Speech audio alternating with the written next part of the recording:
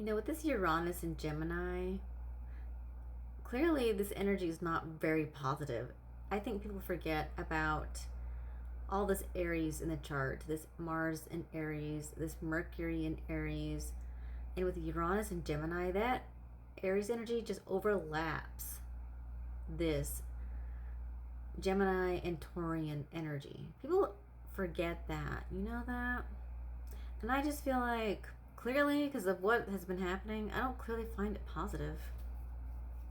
Don't clearly find it positive. You know? So let's pull some Astro Tarot. And it was a 44-8. Today's a 44-8.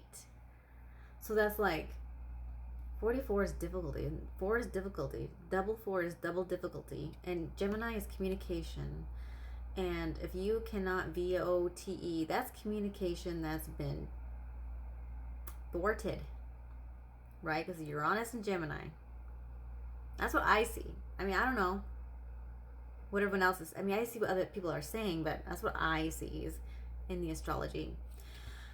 But anyway, and then it's an 8. So an 8 is about karma, that karmic path, that karmic reliving the past. I'm an 8 life path.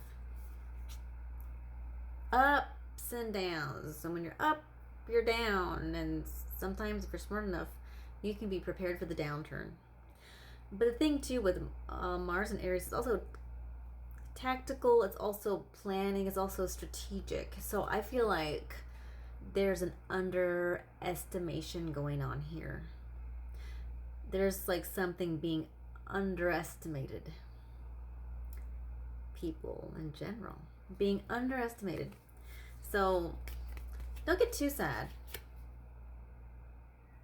Well, you know, like there's no cowardly lions or lambs or Aries or Sagittariuses or anything. Like there's none of that going on. Can't be doing that. Waxing gibbous moon, nurturing patience and refinement. Yeah, that's what when you're like me. I'm an 8 life path. When you're an 8, you have to learn how to redefine things. Things that you aren't okay with anymore. What are you gonna do differently? Unhappy with something? What are you gonna do to fix it? Libra, diplomatic, harmony, balance. Well, with Libra energy, it's clearly like Moon was in the Libra. Now it's going into the Scorpio. Libra saying, okay, this is what's jacked up. This is what's unfair. This is what's extreme. And Scorpio says, let's equalize it. Moon is feeling very strong here. 6th house, work, service, health. Well,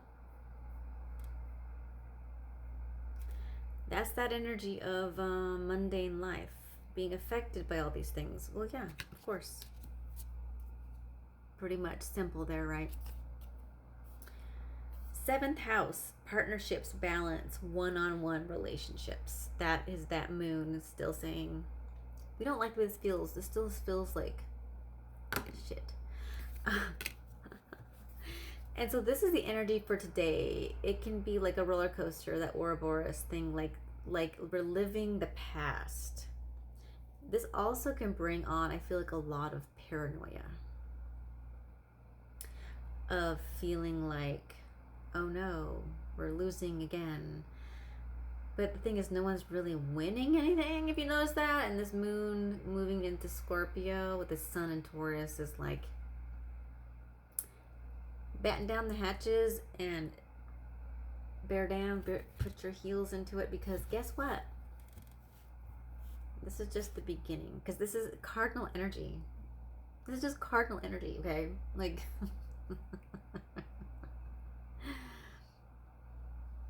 every sign has something to bring, and every sign has something to battle and overcome.